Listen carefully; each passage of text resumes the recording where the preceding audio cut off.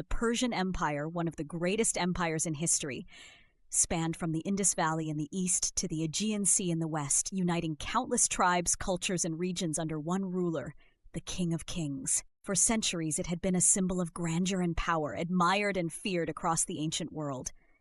But as history teaches us, all empires, no matter how vast and mighty, eventually fall.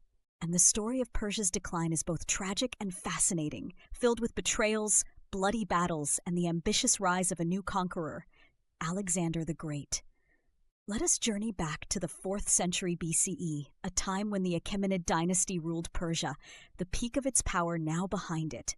In 336 BCE, Artaxerxes III, a strong ruler who had worked tirelessly to stabilize the empire, was assassinated. His sudden death left the throne vulnerable, plunging the kingdom into political chaos.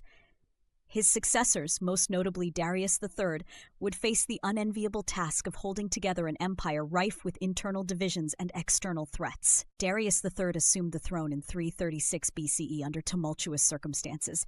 He inherited an empire that was unwieldy, too large, too diverse, and increasingly disconnected from the centralized power in Persepolis.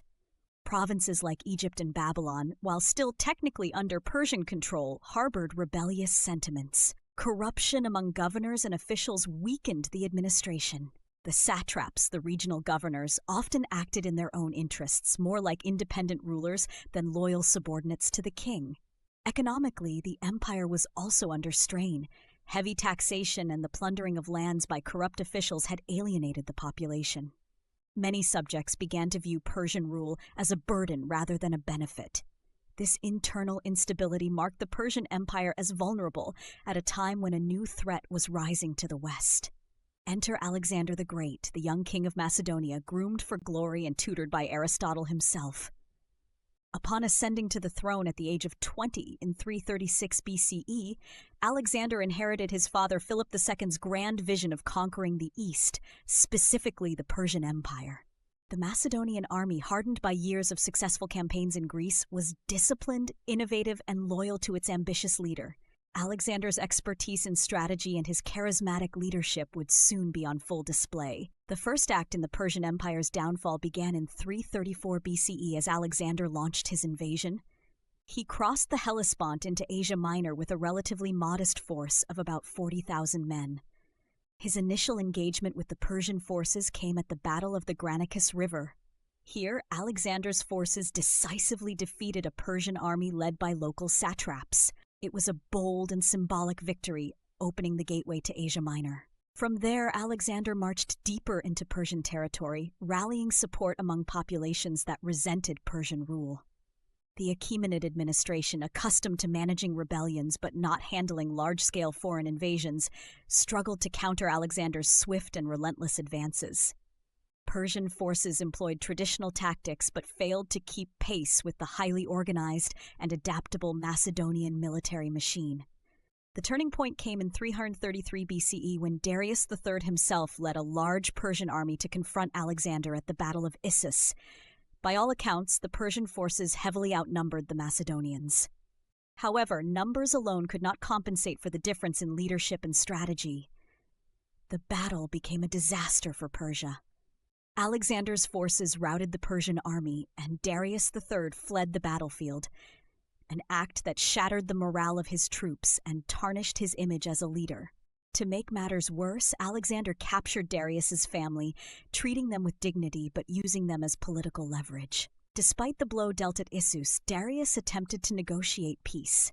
He offered a territorial settlement, massive amounts of gold, and even his daughter's hand in marriage in exchange for an end to the war. But Alexander refused. Emboldened by his victories, he was determined not just to defeat Persia but to take its throne. The final confrontation came in 331 BCE at the Battle of Gaugamela, often considered one of the most decisive battles in history. Darius III gathered what remained of Persian strength, amassing an army that might have been as large as 100,000 to 200,000 men. He chose an open plain near what is now northern Iraq, where he believed his numerical superiority and war chariots would give the Persians an advantage. However, Alexander's meticulous planning and tactical brilliance once again proved decisive. Using his famous phalanx formation and a daring oblique attack, Alexander punctured the Persian lines. Despite fierce resistance, Darius's army began to crumble under the relentless assault of the Macedonians. Once again, Darius fled the battlefield, leaving his troops leaderless and demoralized. Gaugamela effectively marked the end of Persian military resistance. In the aftermath, Alexander marched to Babylon, Susa, and finally Persepolis, the ceremonial capital of the Persian Empire. There he claimed the wealth of centuries as his own, consolidating control over the empire's heartland.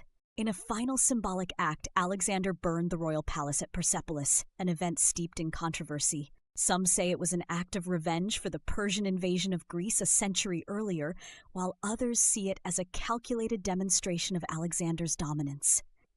But what of Darius III? His fate was as tragic as it was ignoble. Betrayed by one of his own satraps, Bessus, the once mighty king of kings, was captured and murdered in 330 BCE in what is now modern-day Afghanistan. With Darius's death, the Achaemenid dynasty, the lineage that had ruled Persia since Cyrus the Great established the empire in 550 BCE, came to an end. The fall of the Persian Empire wasn't simply the result of Alexander's brilliance, though his role was undeniably central. The seeds of its downfall had been sown long before his invasion. Political fragmentation, economic decay, and a failure to adapt militarily had left Persia vulnerable to external challenges. The loss of unity within the empire meant that when Alexander's forces came, resistance was disorganized and often ineffective. Alexander, for his part, did not merely conquer Persia, he sought to integrate it into his own vision of a vast multicultural empire. He retained much of the Persian administrative framework and adopted some of its customs, marrying Persian noblewomen and encouraging his officers to do the same. In some ways, the legacy of the Achaemenid Empire lived on within the vast Hellenistic world that Alexander left behind. But for Persia itself, the fall of the empire marked the end of an era. The land that had once been the heart of one of the world's greatest civilizations became a province of successive foreign empires, first under Alexander's generals, then the Seleucid dynasty, and later the Parthians and Sasanians. The story of the Persian Empire's fall is a reminder of the fragility of even the most powerful nations. It speaks to the dangers of internal division, the importance of strong and competent leadership, and the relentless march of history that spares no empire, no matter how mighty. And above all, it reminds us of the brilliant and tragic figures like Darius III and Alexander the Great, whose choices and actions have shaped the course of human history.